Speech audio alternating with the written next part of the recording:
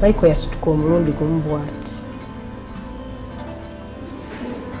n'abagamba mungamba biki ye mukazi simumanyi. I don't know that woman.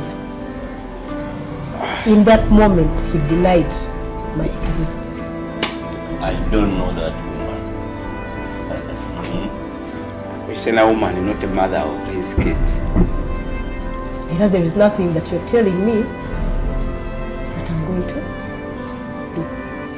Oyo mubbi. Yajja na kaveera. Nakyo yakyogera. Agamba atya nti we built together wano ku Serena yali, I think if I remember very well, I was recording. These okuba recordings ezo. These okuba somebody. One of the families take care of Mike. Even if you want to move away, you just want to take care of Mike. To move away to where? Wherever. That's my house. I'm not going anywhere. Exactly. Now, if that's my labor, that's my sweat, that's my from effort. Where? What are you? Your effort, I was paying you. Your effort, what did you do? You are working in Serena. Earning 800 fellas. Can it build a mansion of 1.5 billion? You think it can? Then you should have built it somewhere else. Who am I to? Are we married? Are we introduced? Who are you to me legally?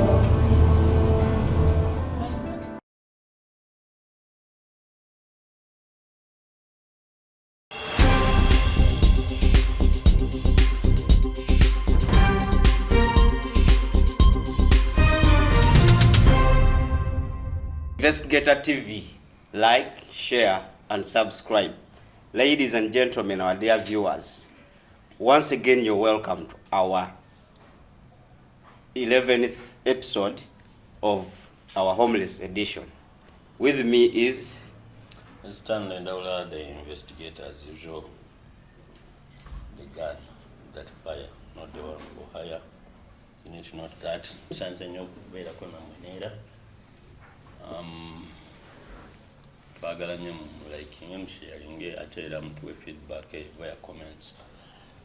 Tunyumirwa nnyo tusanze nnyo okubeerako nate ne Farida Birungi. Farida Birungi story eno ndoza ya 10 n'emu. It is a very interesting story.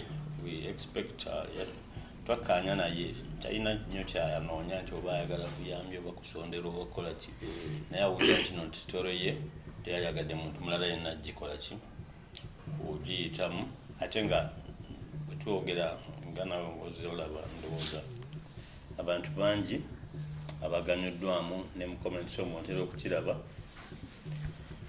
nti abantu bangi abakola ki abantu bangi abalabika nga baganyuddwamu gwe feedback eri etya eyo gy'oyitira abantu bakuyombesa bakuvuma bakola ki abantu bali positive nnyo nekimpa insight nti a lot of people are going through what can easily relate not deeply what I've gone through naye abasinga basobola okurelatinga ku mbeera eno kuba comments ezimu bw'oziraba people have already figured out bamaze okufiguring out behavior ya Michael ti they are giving me support not in a financial capacity but that emotional support okulaga nti I'm not alone. Naye abantu bwe bati aba behavior bwet je bali and some people I think have encountered such relationships as well. Ya waliwo n'abangambye angamba singa napoba tusobola okwogera mukyalo ya to inspire nze to tell our stories and something like that. And tujja kutuukayo. Well, Daniel Nabong, the Prince of Journalism, to take you through the day. On behalf of my colleague, David Jako Waluluka, 24/7 like an AK-47. Mr. Ndau, story Choko tumenyeremu. Twakomye ku episode 10 twabadde ku nga bagenze ku police. Farida badde atulaga nti honestly no gibaba gundi yali agezezaako Kirunda okuba nti ali in touch with on the same page n'aba police family division naye ndowooza okugenda kwa Farida ku Ekira Road okola statement in detail ne kubabuusa kati agenda okuddayo batula mu meeting ng'alaba nga bemwefuulidde n'ayimuka he stood on his yasuubira si kye yafuna n'ayimira ku magulu gabi n'abagamba omukyalo simumanyi abakobye gas tugende mu maaso era bwe yamala gaslight. I call it denied my existence. Your existence in life. It's part of gaslighting. It's a manipulation tactic. And it's done by people who are abusive. So, nafuna regi amaanyi, nafuluma, nagenda. Era nasigalawo nga ndi mu shock. Kawuma n'angamba, ndowooza owulidde.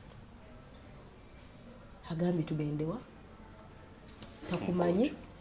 Era if there is anything kyemwetaaga oku-ironinga out, kooti yegenda okukola ki? Naye gwe Farida wali obaddeko mu kooti gwe. Ng'olwani akubuuza ekyo. Kawuma. Now they are trying to intimidate. Building a fear in you. Yes.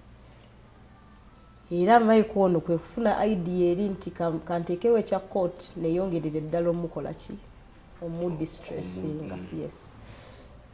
Meanwhile, in all this, everything he had done, the abuse, the manipulation, yali empadde very big health impacts. Because I think earlier nayogera nti nafuna post-stress trauma. I got anxiety, I got tremors, I developed OCD, that is the obsessive compulsive disorder. So yakolanga ebintu naye nga bimpa zino health impacts. Ate nga not just in a physical sense but mentally as well.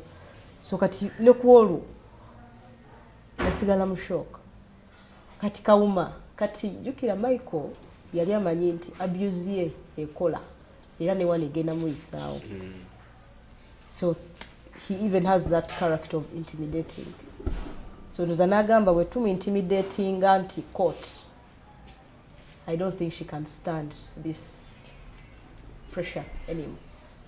She will let go. Ate she will let go with nothing. You're not going to push court, he's not going to provide, he's not going to support you. So osigalao, you're entirely worthless. Yes. So Kawuma natandika okunteeka mu gundi eyo fear nti olaba Mike agambye tugende mu court. Gwe Farida omanyi court wali ogenzeko njagala ofuneyo one day ogendeko nakawa wali olaba abakazi we babeerera stress mu court. Nentuula bwe nti good thing ebintu ebyo byagenda okuhappeninga. I had figured out what Michael's behavior was. So I had done a lot to pull myself out of the dark and work on myself. I had started to recognize who I am. I had gone for therapy. I had started working out intensely, reading, praying. So nali ngenze ntereera mentally. So kati bagenda okuteekawo zino intimidation tactics zaabwe. I was already firm. Era kati nga buli step jeba taking, I'm like 2 steps ahead of them. Era bwe bayogera ekya court, I knew they are saying it to intimidate me. Nengamba Kawuma, no worries. I'll go to court. Let's proceed to court. And I'm so glad he's the one who has asked for it. So kati proceed tugendewa mu court. Tie kale kati nze nyina okuwandiika, nyina okuddamu ne mpandika statement. egenda ogenda ewani ewa state so that file yammwe eva mikono gyaffe egende ewa state nti Michael bw'aba alinamu emisango gyonna bajja kukola ki state ajja musamoninga natuufu that day nga lugweraawo kakamandese on a fact nti agenda kukwandika ki statement era namubuuza am I going to be involved in this statement to guide you through naawe nga bwompabula nti tekyetaagisa statement nja gikola nzekka as an officer in charge right now nina gikola nzekka era ne bwe naabiweererezaayo tojja kukola ki tojja kumanya so I go and talk to my brother yali bweru nangamba eyo statement you're supposed to know what they have forwarded so after I did 2-3 the third day ngazirayo ku police kamba bwe yadaba nzize kinga kuki statement yali nga file tenagenda wani wa state kamba bwe yandaba omanyi kawuma okumbuuza n'obusungu obungi kyeka baali bamaze omunyigamu ate nga situation takyaginako kati control the moment she saw me like this out of the blue she asked me Farida, what are you doing here? I don't have a meeting with you. What do you mean you don't have a meeting with me? Isn't this a public office? So she wanted to engage me in an argument ku police premises. Nimugamba, this is a public office. Ogamba otya toina meeting now. Ntizi some nana nze ngenda na mlanchi ononyechi. Nimugamba nze kulaba ki? File yange. Before it goes to the state. Nangamba file bwobazo jozo kulaba ze file namaze dokola ki? Oji forwardinga. So come back on this day and get your CRB reference. Bwentyo nga ngenda nga file gye baweereza gye bagamba gye baforwardinga wa state. I've not even gone through it. Nga Jabira ngamba it's okay. Tukyalina kye tusobola kukola ki? Kukola. But tukireke mu maaso ga Katonda. I'm sure kyonna kye baweereza tekiri in the right state. Naye let's wait and see. So that day when I went back home, I'm trying to refresh my mind. I have an OB, Agaba. He's a CID. Ginger. Sorry. Ginger Road. Central. CPS. Nangamba kankubireko kwani. Now I'm desperate. I need help. Kubanga ndabira ddala I'm not protected. Meanwhile, ngenda okujjukira okubira Agaba nga in a relationship Michael yali anteka mu state nga I cannot make solid friends. Okumanya omuntu nti abantu that social capital. Ngera if I try to engage with one or two, oba ali mu police, oba ali mu ministry, oba he has a big position somewhere, for some reason, friendship is what is college.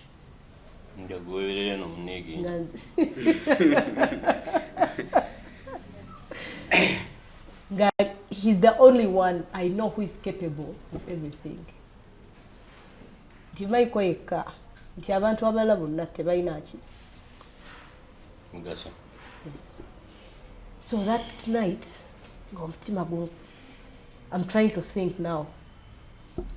Nangamba, tudokuliza ku Godwin, he's a governor. Godwin mweleza text. Mweleza text gagamba, Farid, why don't you take this one to court? He's my old boy from Chambogo University. So they all knew about this relationship. Nagamba, why don't you take this man to court? Because when tunulamu ebintu bino, engeri gye bitambula, and over the years you've been breaking on and off.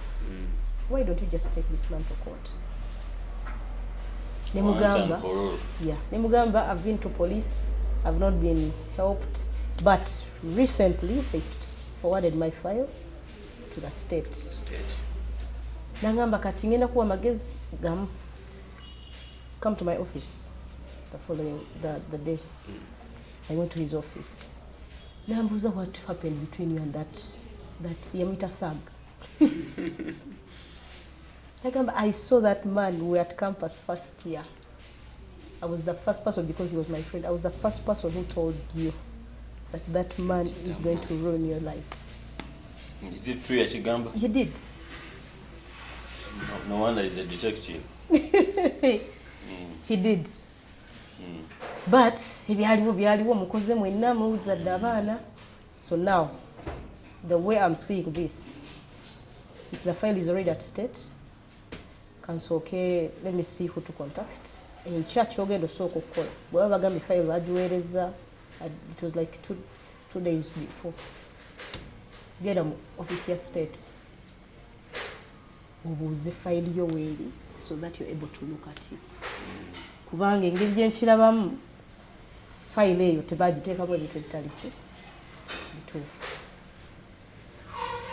Nangamba kati now this man is even a criminal. Should I arrest him? What should I do? Naye maataata w'abaana bo gwe Farida. Sina kye nsobola okukukolera. Just follow the right procedure. So kati nkwadde amagezi keerewa state. In the morning, nakeera ku KCCA. Nga meetinga omukyala yali state.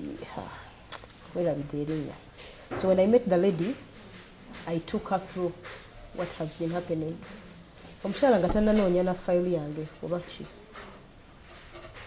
Yangamba, I've heard your story, but this is going to push you to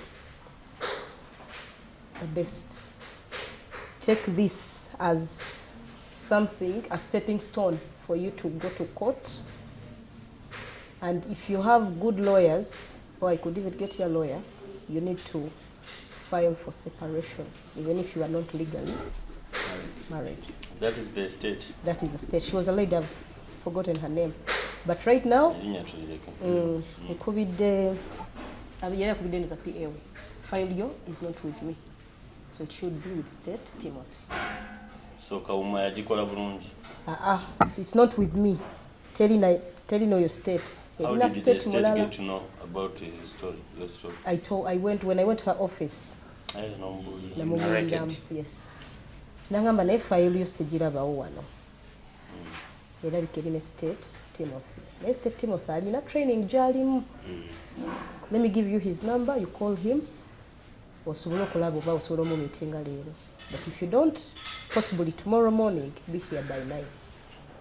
Era state nga mukubira teyakwata. So by 9, I was at his office. Kuba yampa ne number, sorry, office number, yeah. So he was state Timothy. Nga natambulanga ne statements zange. The actual statements. I have them on copy.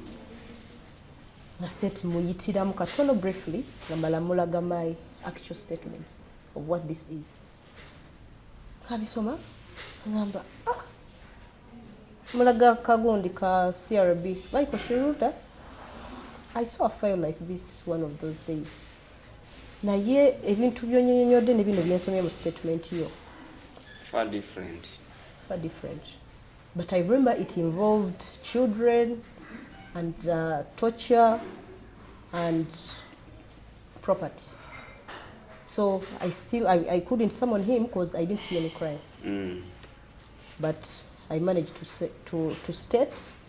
If I remember very well, I stated you should go to family court. Yes.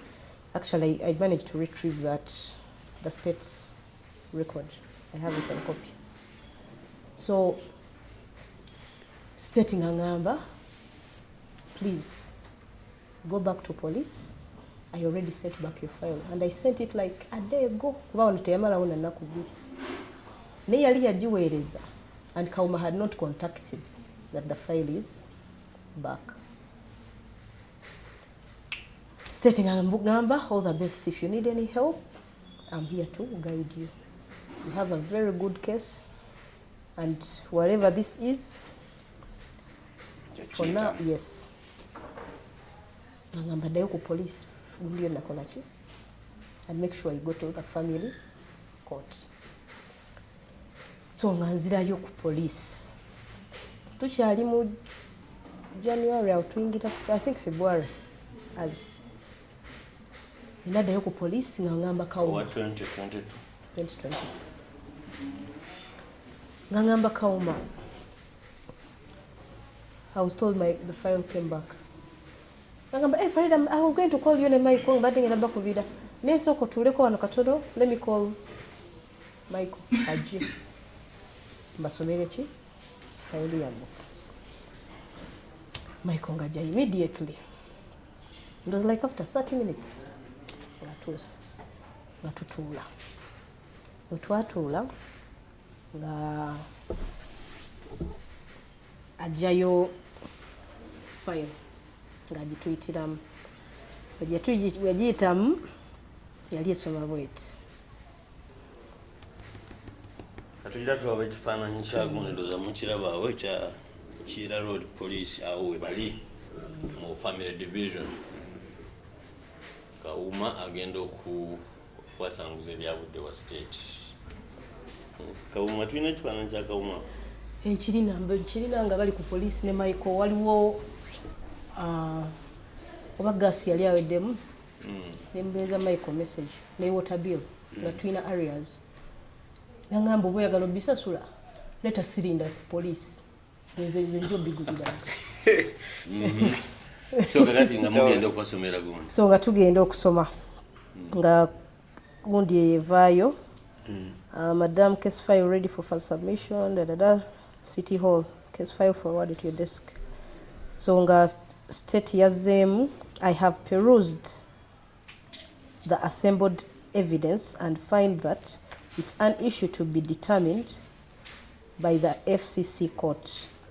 Those are issues relating to property and maintenance of the children not being enough. Advise the accused accordingly and close this bar. Sino report bagizaayo wani ewa Kauma. So Kauma malo kuyita Kirunda tutudde. Agisoma bwatyo. Bwe malo gisoma n'agamba. Michael nabuza, what does that mean?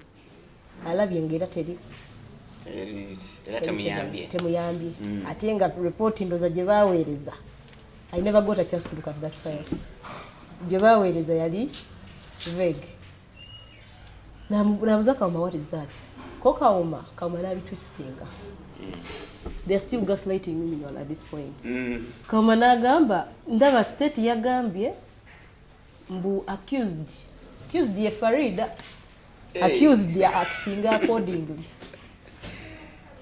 Nemugamba Kauma, I saw that report before you did. Please don't play around. Wachimugamba? Yes. Nemugamba nabadde wa state yesterday. And if I did not come here, you are going to just shut this off. So, don't start playing that I'm the accused. This report is telling you to advise the accused accordingly, and we've been told to go to the accused, who is Michael. Yes, family court. Ila Kauma natulya Michael wati n'abaana avuga Michael ndowooza obiwulidde.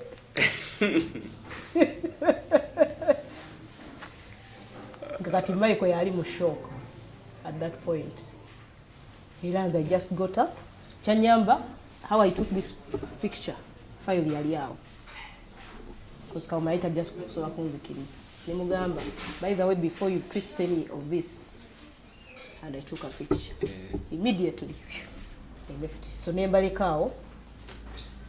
Bachannyonnyola Michael. Bachannyonnyola, yes.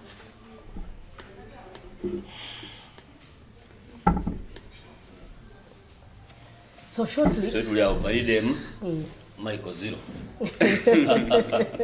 Referee ali confused. Kauma. Kati nga nzirayo ewaka after a few days. So now I didn't know what to do with this. Ngenda ntandika okunoonya ku ba lawyers.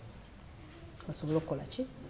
Okumpushingira omusango.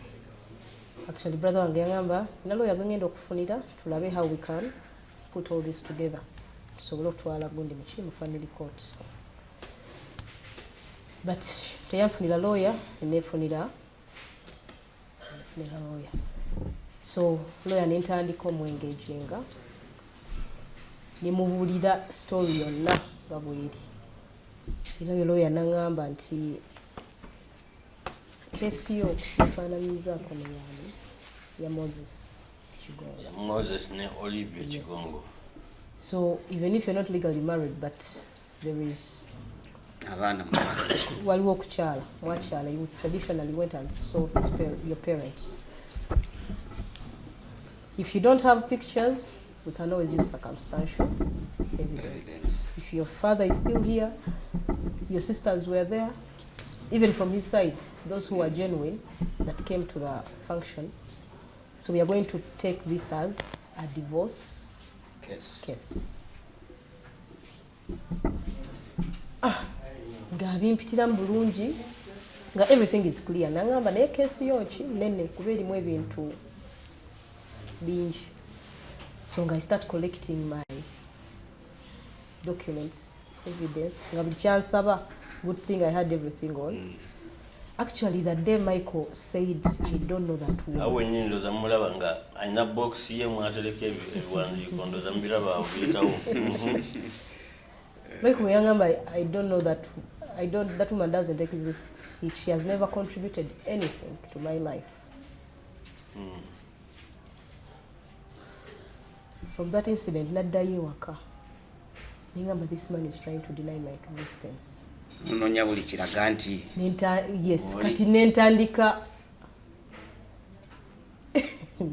I came to a realization that I need to put everything together that shows that you exist. Here ni anefuna. LC letter. I had to go through my bank statements. Those transactions. Yes. The pictures, text messages. I started putting everything together. Ebipande by'abaana. Aha. So kati council agenda okungamba okunsaba ebintu ebisinga. I had everything on file. So council ngaakola petition. Era yagidraftinga. Stanley doza nagisharingako naawe. Okuvaamu n'eki petition. Naye kati ngagenda nkolera legal notice. I mean legal. Sorry, it's a legal something. Ibanga quotation. Yalindoza ya almost 8 million to handle that case. So in this, I tried to engage my mom, a few of my friends, and no one was willing to stand with me here. Actually, at that point, my mom herself, naye kati family yange nayo eno behavior ya Kirunda yali etandise nabo oba manipulate. He had started to manipulate them in some way. Now they started looking at me as ne Farida alabika yavaako yebino ebintu byayogera bituufu si bituufu. They also gaslit. And remember, now I'm telling my family and a few friends about what I've been going through. Things that I had never shared with them over before. the years. Kati, they could not just pick up from that. I tell over the years, Michael Chakola, every time we have a misunderstanding, I don't run to my family to tell them anything. ye akubirawo amasimu n'abagamba omukazi oyo mubi ali bwati ne bwati ne bwati like abusively ngateekawo. So kati my mom ndoza yatuuka n'agamba mwala wange leka kyekizibu. Why is she telling us this now? Ye Mike over the years yabadde ye reporting naye nga talina kintu kiri positive kyali akoze reporting. So they started doubting me to that extent where I need their emotional and financial support. It became hard for them to support me.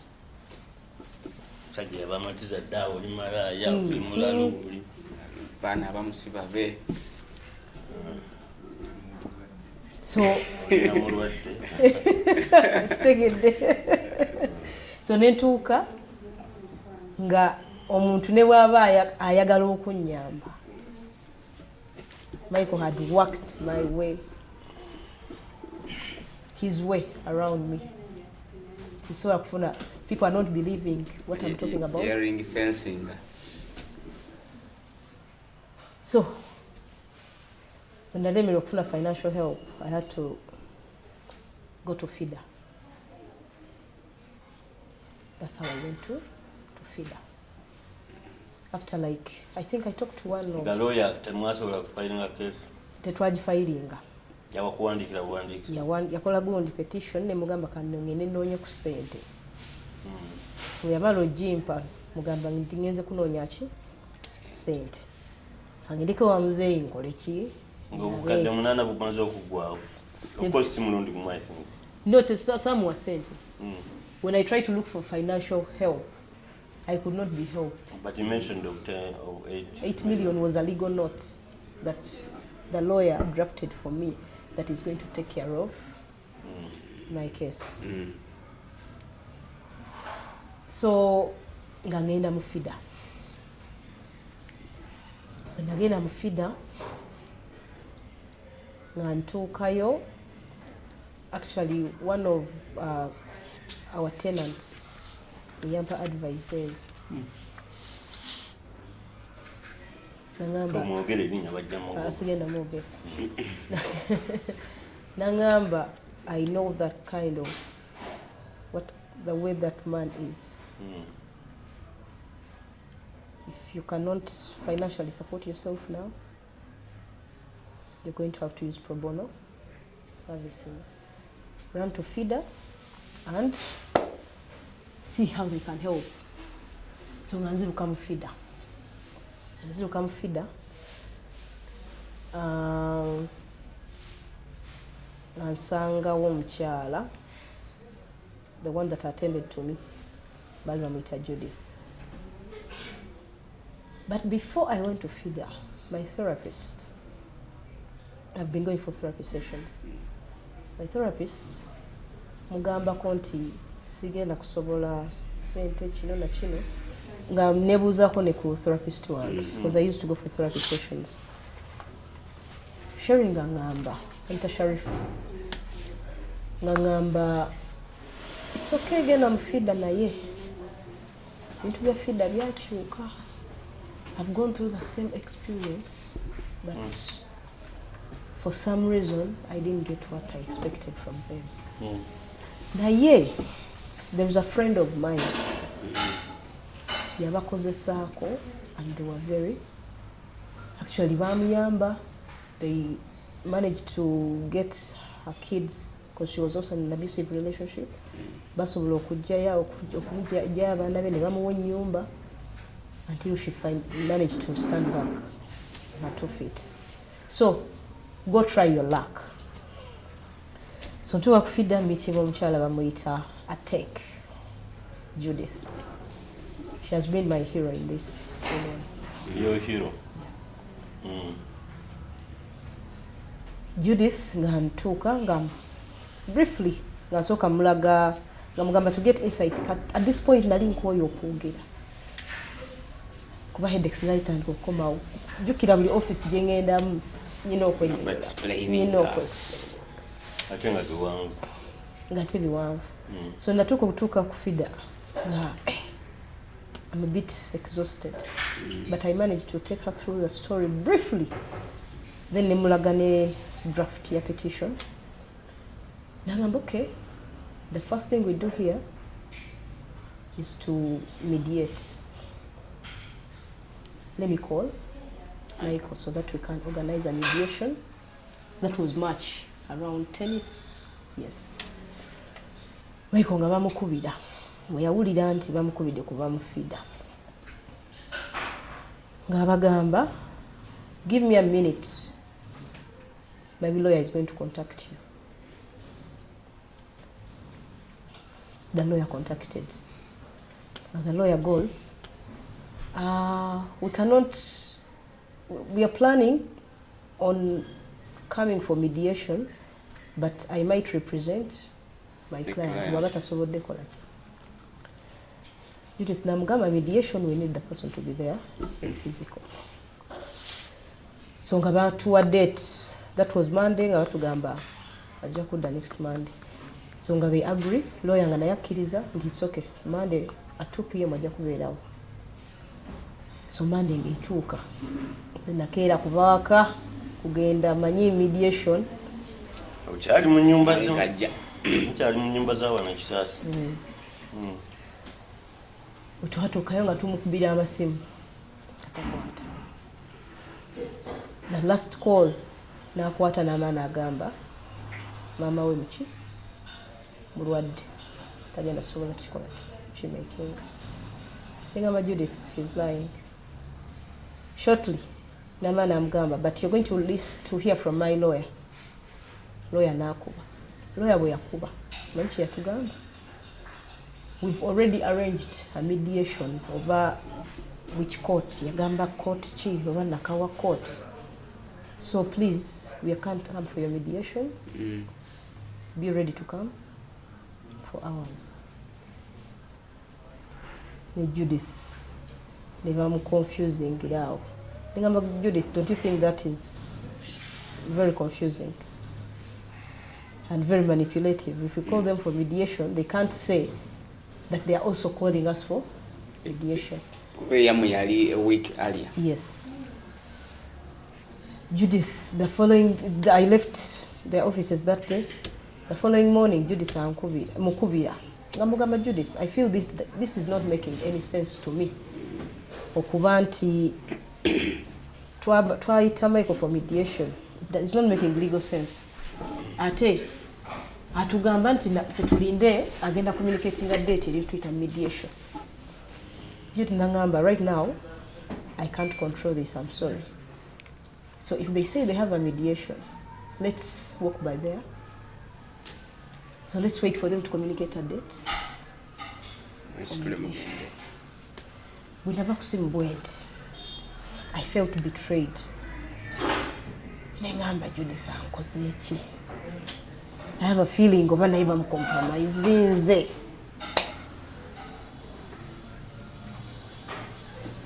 I was like, now I'm on my own again.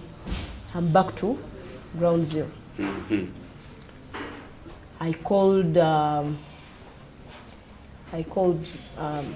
there's a sister of mine I called, Amita Shamila. Ngashamwa ngamba, kankweka namba y'omukyala wa family, CPS. Bali a bit, the level is a bit higher than. Kankweka namba ye, omutuukiriza. Olaba amagezi yasobola okukola ki? Okuwa. The following day ng'ate nziruka ku police committee nga mukyalo oyo mu family. Bwe natuukawo nga munnyonnyolamu. She was very touched. Ngamala gamba, it's okay, let me call Kauma. Gundi bweba yafuluma, you're supposed to go to court. Kankubye Kauma ndabe, because you will need to get a police report of what happened so that you're able to go to court. Jukira bakama baite they had not advised me on what to do next after the states. So nomukyala ngamba, no, what you require here, you need to get a police report so that you twalawa the court. So nga tutuuka nga akubira Kauma omukyala oyo owa family CPS mwena biderinyo. Nga Kauma amugamba, police report, she's going to need to pay yetaaga okusaba emitwalo 8 ate n'ekirala lwaki alemeddeko nnyo n'okukola ebintu police report abitwalawa ko omukyalo ono wa CPS wa family nti she wants to proceed to court kuba tewamu advising after the file came back kyakukola. But I think she needs a police report. Police report biki oyo mukazi okimanyi nti she's there crying for you looking for guidance naye twamuwa obukadde 3 n'abugaana. Bobani. Bwatyo yayogera omukyala yava ku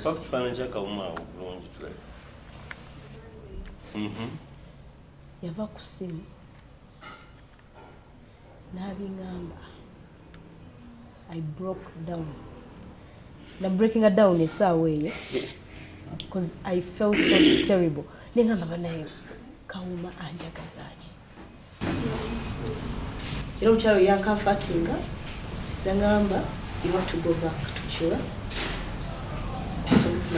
Ewa Kawuma ate.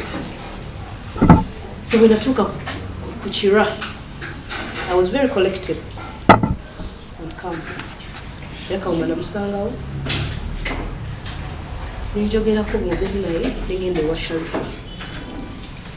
Natuka wa Sharifa ne munyonyolamu. Sharifa nangamba Farida kyongamba Kawuma teyakuwulira what to do after the nambuza ye chechavi wa state. I'm not yet aware. Batula mu office yemu. Sharifa atula waliwo kalinga ka hat ya kali metallic. Ne Kawuma twakoleranga ya ka different office. So I talked to Sharifa. Sharifa nangamba bannange bintu byonga bizibu mu Farida omusajja wonga muzibu. But stay strong. Magezi gengendo okuwa funa police report yeyo. You don't need to pay for it. Yeah, bwe yangamba Sharifa. Leka umajukira ya misleading zoli nti nyina okusasula ki. Because she knew. But I'm frustrating her financially. That was the goal. Nangamba you don't need it. Naye omuntu alina ogikolani Kawuma. Era bw'amala ogikola. Bw'ongamba nti obaddeko mu FIDA, you tried the first lawyer, sente nyingi, obadde mu FIDA, Michael n'abazanyisa. Era Sharifa yagamba, nze kumanya kati gye manyimu oyo omusajja. He could not listen to FIDA. So, tokitwala nti Judith abadde compromised or anything. She was not. Era Sharifa yanzizaamu amaanyi ago. Nanga naye, you're not going to pay for the police report. Genda wali wa Kawuma. Omugamba akoleki. I'll be drafting. Ate Sharifa like a senior woba. Either mu kutegeera oba mu mayinja. So, ngende wa Kawuma nga mugamba ninonye police reports. Kale police report enda gikola biki nga ye buzabuzaawo. Kamala Gibraltar. Ngajimba ngakola mu copy. Ngambuza ntekeko reason ki for this police report kyekyabaleta ku police biki. Namugateeko separation or divorce. Ngateekako ki divorce. I have that police letter.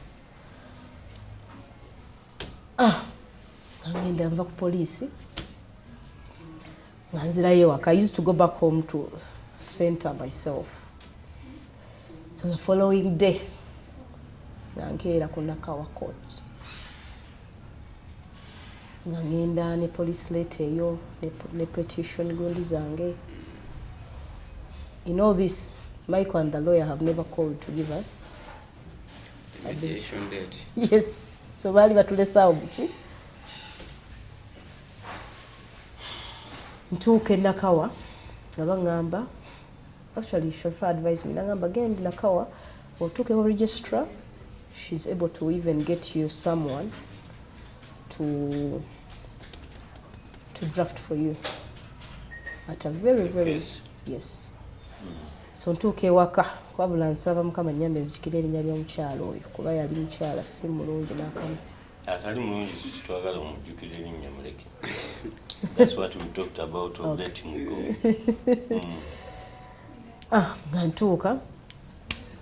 Nga ntuukire w'omukyala ono ku registry. Alina okuba akyaliwo. Nakawa. Jjukira all this desperation. Nsanze era omukyala nga ntandika kolaki. Ku flowinga nnyumya mubuulira. Ng'agamba kesi yo nkoze eki kitegedde. Nga muweereza ne kopi yeeyo petition. Amugamba okufuna insight, look at this. Agamba kino kirungi. Naye waba tolina ssente nze ngenda kufunira lawyer wano agenda okukola ki obikolerako.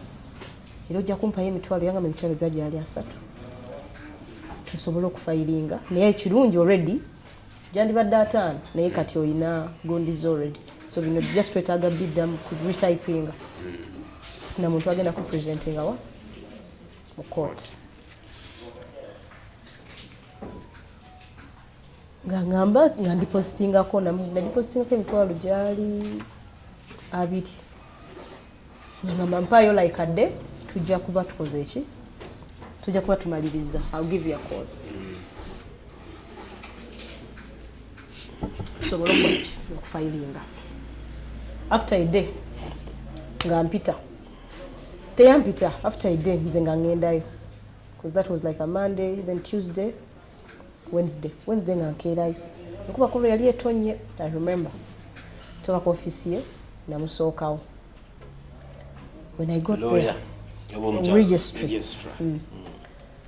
When natuukawo nga angamba ogenda okusasula mu URA, ngenda mu URA nga nsasula nga copies nzikomyawo. Bampa ne receipt, I think. Nakomawo in some other office. Nga ngamba katukomawo enkya.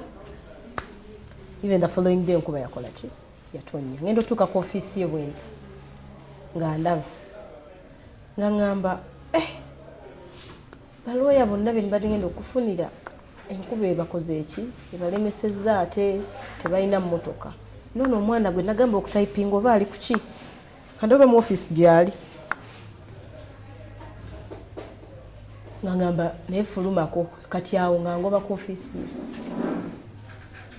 nga ngamba fulumako genda otuule eri mu tent ziri across. As I get in touch with the lawyer and typing. Yes. Natula mu tent for 2 hours. Ngomukyala tampita. Nentambula nenegenderayo. Bwe natuuka bwenti ku kadirisa ke. Nangamba Farida. Ngate ebivuddemu kati si birungi konza ate kiki. Omwami we ataddemu empapula. Nemubuuza what do you mean? Mwami wange. Kirunda si biwanyumirizaako waneggulu. Kirunda ataddemu case ya child what? Child custody. Child custody. Naye gwe tekikugaana naawe kola ki kufayiringa. Sasula kali ka balance wadde ataddemu empapula nemugamba let me have a look at that nga sikikkiriza nawunga.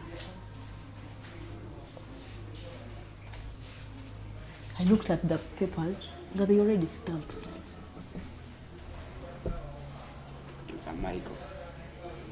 Ataddemu child custody.